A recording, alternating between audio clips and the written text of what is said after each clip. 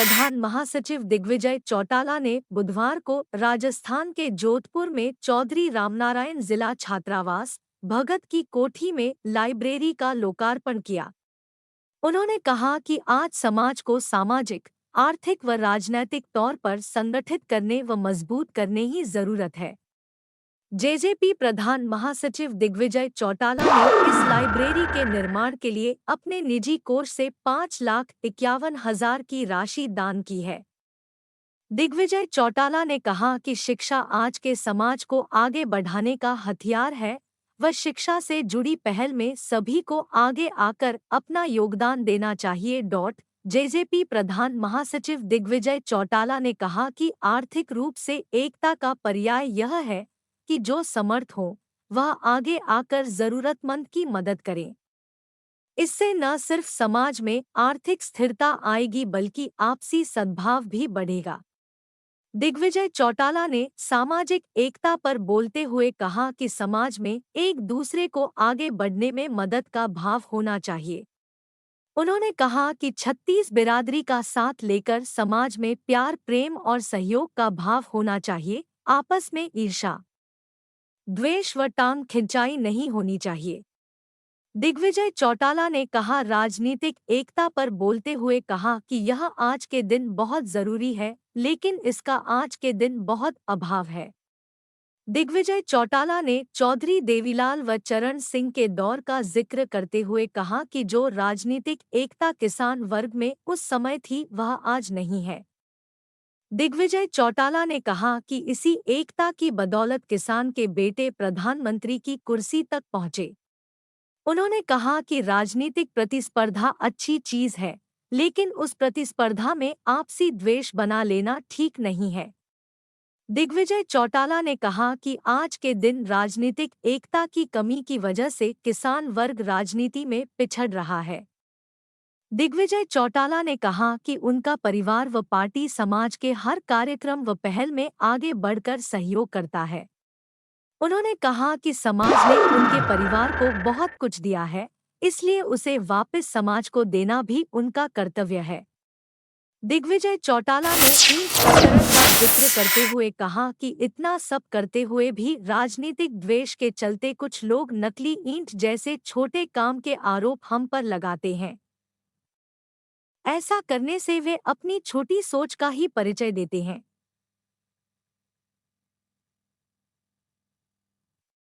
उन्होंने कहा कि समाज की सोच व भावना इन सभी चीजों से बहुत ऊपर छात्रों के लिए है और इससे उनको कई सारी जानकारियां मिल रही है। शिक्षा के अंदर दुनिया में क्या हो रहा है, उनके साथी पढ़ के कहां पहुंच गए हैं, किस लेवल पे पहुंच गए हैं, जिससे उनको एक हौसला बढ़ता है कि हम भी कुछ कर सकते हैं, हम भी आगे बढ़ सकते हैं। वो भी अपने आप में एक शिक्षा और एक हौसला और इंस्पायर करने का माध्यम बनता है। और जैसे बताते हैं, यदि आपके पास हौसला है, डिजायर है, कॉन्फिडेंस है, इंस्पायरेशन है, तो आपके पास बहुत बड़ा हथियार है आगे बढ़ने के लिए। छात्राओं के लिए भी मैं कहना चाहूंगा कि दिग्विजय सिंह जी यहाँ आए हैं तो उनसे एक स्पेशल तरह का जुड़ाव है।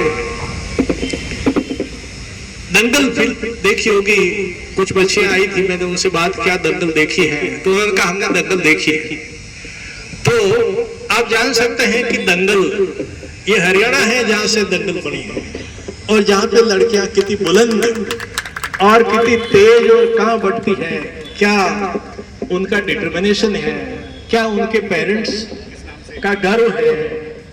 तो ये अपने आप साधारण एकदम कहना चाहिए कि छोटी सी निवेदन पे उन्होंने कहा कि मैं बिल्कुल ये आप ही के मुख से अपने इस बात का भी अपने लिए उद्घाटन अनाउंस कराएंगे। साहब कंप्यूटर के लिए भी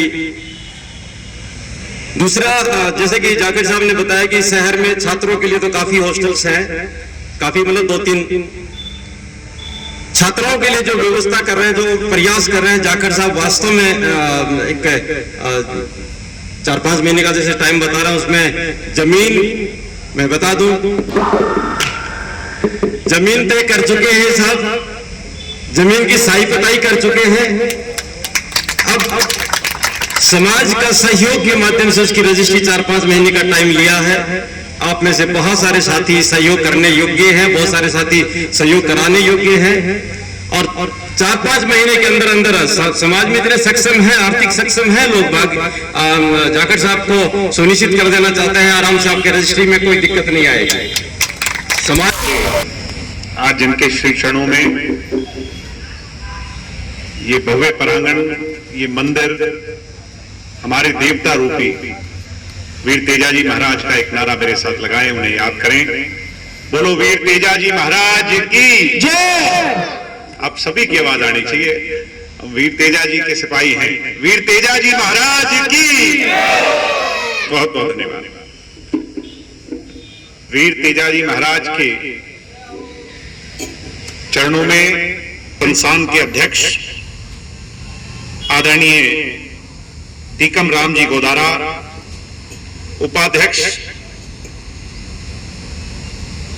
आदरणीय नैन साहब, सचिव रतनलाल जी, कोषाध्यक्ष जितेंद्र जी, अति सचिव मदन जी नायल, साहिल चौधरी जी जो हमारे इंसो के प्रदेश उपाध्यक्ष हैं, हितेश चौधरी जी, भाई जतिन खिलारी जी हमारे हरियाणा से हैं, फतेहाबाद से हैं, मेरे भाई नीरज सिहाग जी प्रदेश अध्यक्ष हैं इंसो के। हमारे से पहले, क्योंकि उनका नाम बहुत लेना जरूरी है, जो बाल विकास कल्याण बोर्ड की आपकी चेयरमैन हैं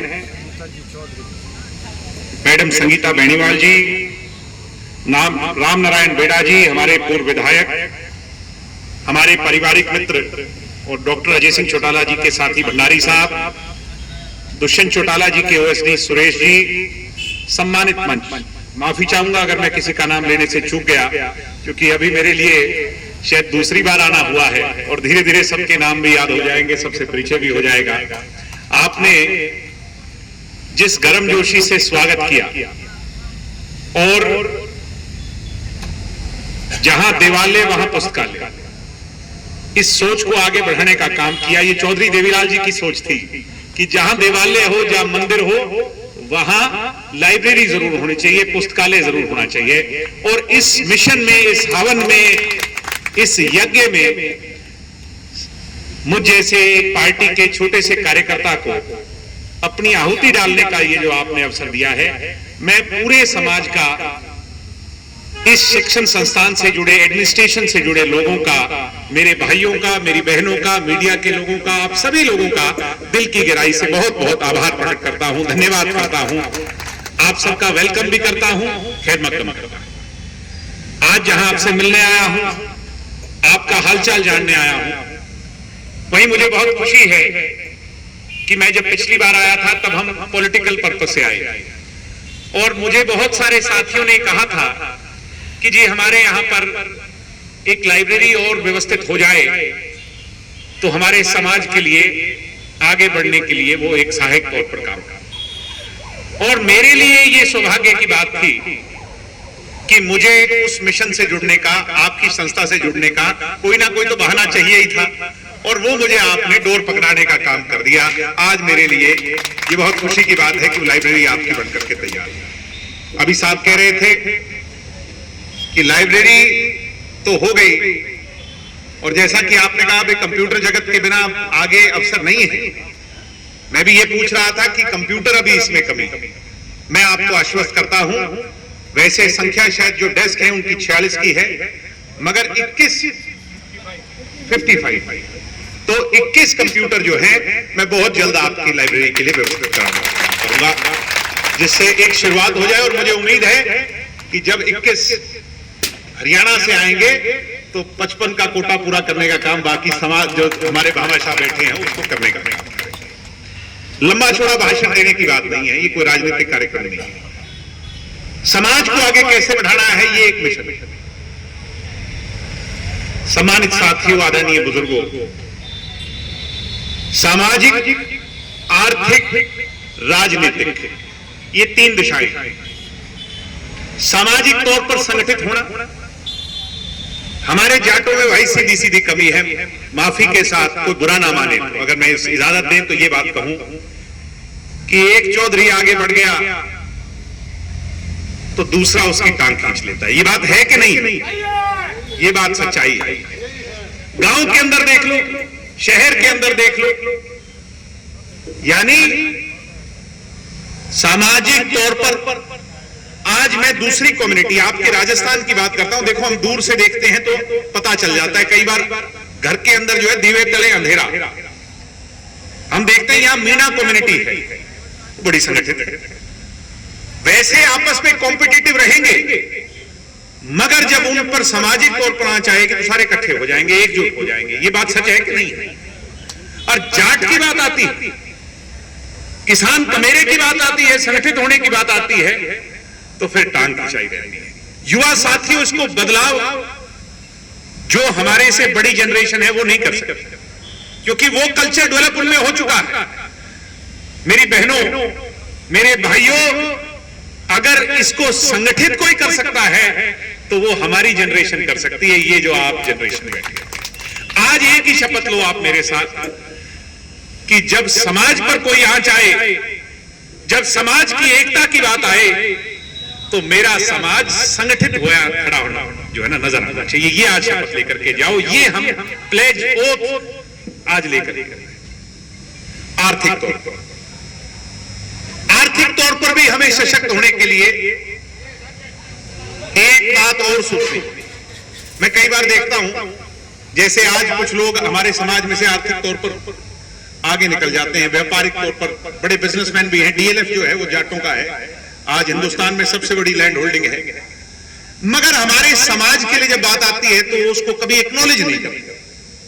जब उसको एक्नॉलेज नहीं, राजनीतिक कलम पकड़ करके फैसले लिए थे साथियों, तब जाकर के हमारा भला हुआ। ऐसे ही चौधरी चरण सिंह जी, उनके जमाने में हम राजनीतिक तौर पर संगठित हुए तो देश का प्रधानमंत्री पद भी जाटों के सर पर सुशोभित हो गया। चौधरी देवीलाल जी के साथ आप राजनीतिक तौर पर संगठित हुए, मगर उस दौर को बीते हुए कितना लंबा समय, हम राजनीतिक तौर पर संगठित होना ही भूल गए। और एक और बड़ी दिक्कत कि हमारे से संबंध रखने वाले उन समाज, दूसरे जो समाज है, उनको भी हम जोड़ना भूल गए। इसलिए मैं आप सब लोगों से कहता हूं कि राजनीतिक तौर पर भी संगठित होने की सोच बनाएं। एक अंतिम मैं एक बात कहूंगा, इन तीनों चीजों का सामाजिक, आर्थिक और राजनीतिक तौर पर एक ही चीज से जुड़ाव है। ये तीनों चीजें कब प्राप्त होंगी? जब हम शिक्षित होंगे। अगर हम शिक्षित नहीं हुए तो ये तीनों चीजों की प्राप्ति हमारे से कोसों मील दूर चली जाएगी। इसलिए मैं आपसे ये कहता हूं, अनुरोध करता हूं कि जैसा आपने मुझे बताया कि सैकड़ों विद्यार्थी हमारे इस भव्य शिक्षण संस्थान के अच्छे आज जो है ना पदों पर बैठे, उनसे उनको अपना आइडल मानकर आप शिक्षा को ग्रहण करें। इस क्षेत्र में कतई कोई भी, वो कहते हैं कि कंजूसी ना करें, किसी भी चीज की कंजूसी कर ले, मगर शिक्षा के लिए कंजूसी ना करें। शिक्षा में जब हमारा समाज आगे बढ़ जाएगा तो हमें कोई नहीं रोक पाएगा, फिर कोई जो है ना ताकत हमें आगे बढ़ने से नहीं रोक पाएगी। आपने बहुत अच्छी बात कही कि सिर्फ जाट को खेती से जोड़ करके ना देखा जाए, अब हमें वाइब्रेंट होकर के हर फील्ड के अंदर आगे बढ़ना है। जैसे खेल जगत के अंदर हमारा समाज आगे, आज शिक्षा जगत के अंदर हमारा समाज अपने कदम आगे बढ़ा रहा है, राजनीति के अंदर हमारा समाज आगे है। इसलिए हर फ्रंट लाइन पर हमारा समाज किसी से भी कमजोर नहीं होना चाहिए। और व्यापारी की बात आए तो जाट आगे नजर आना चाहिए, खड़ा नजर आना चाहिए, तब हमारा जाट। इसलिए साथियों, मैं तो आप लोगों से यही कहूंगा कि ये टांग खिंचाई जो है इसको बंद करो। अंतिम में ये कहूंगा, मैं देख रहा था हमने पीछे, मुझे बड़ा कई बार हास्यास्पद सा भी लगता है, मेरे पिताजी ने, क्योंकि वो यहां से 2 बार एमएलए रहे, तो उनका एक बड़ा जुड़ाव है, तो उन्होंने वीर तेजा जी के मंदिर के लिए जो है ना प्लेज ले लिया कि मैं उस मंदिर को पूरा कराऊंगा, जो बहुत लंबे समय से हमारी एक वो है। तो बहुत से लोगों को जो है ना पेट में दर्द है कि नहीं, ये यहां पर अपनी राजनीतिक जमीन तलाश रहे हैं। ऐसा नहीं है। जब वो करोड़ों रुपए दे चुके थे तो बताते हैं कि कोई चांदी की ईंट का मामला आ गया। हमें बड़ी हंसी आती है कि जो 7-8 करोड़ रुपए दे देगा वो 10 लाख की चांदी की ईंट नकली क्यों लगवाएगा? लगवा सकता है कि आप मुझे बता दो, सारे के सारे आप यहाँ बैठे। तो ये कितनी हास्यास्पद सी बात है। ये इसलिए है कि ये हमारे समाज की कमी, कि कोई अच्छा करे तो उसको पीछे खींचने का हम एक वो ले लेते हैं, मिशन बना लेते हैं। इसी को अगर कोई बदलेगा, इस सोच को अगर कोई बदलेगा, तो वो आप नौजवान पीढ़ी के लोग बदलोगे। राजस्थान और हरियाणा के अंदर कोई फर्क नहीं है। हमारा खान पान एक, रहन सहन एक, बोल एक, और भाई आपके परिवार, आप इस राजस्थान परिवार का, चौधरी देवीलाल के परिवार पर बहुत बड़ा एहसान है। हम 7 पीढ़ी भी चुकता नहीं कर सकते। ये तो बहुत छोटी चीजें हैं। मेरे परदादा को देश के प्रधानमंत्री की कुर्सी पर अगर सुशोभित किसी ने किया तो वो राजस्थान रीढ़ की हड्डी बन करके उनके साथ खड़ा हो गया था। साथियों, उसको मेरे पिताजी का बहुत जुड़ाव रहा, और आज उसी मिशन में दुष्यंत जी को और मुझे आपकी सेवा करने का जो अवसर मिला है, जो भी आप हमारी ड्यूटी लगाओगे, जहां भी आप बोलोगे, और जब कभी भी आप याद करोगे राजस्थान के लोग, मारवाड़ के इस वीर भूमि के लोग, चौटाला परिवार, दुष्यंत चौटाला और हम सब लोग आपके लिए पहली पंक्ति में खड़े नजर आएंगे। जब कभी भी आपने मुझे याद किया, मुझे बुलाया, और मेरे लिए खुशी का अवसर है कि मुझे आने का मौका मिला, आपने पगड़ी दी। मैं तो एक ही आश्वस्त करता हूं अंतिम में कि चौधरी देवीलाल का खून आपकी इस 36 कौम की, किसानों की, वीरों की पगड़ी को नीचा नहीं होने देगा। इस पर कभी आंच नहीं आएगा। बहुत बहुत धन्यवाद। जय हिंद, जय भारत।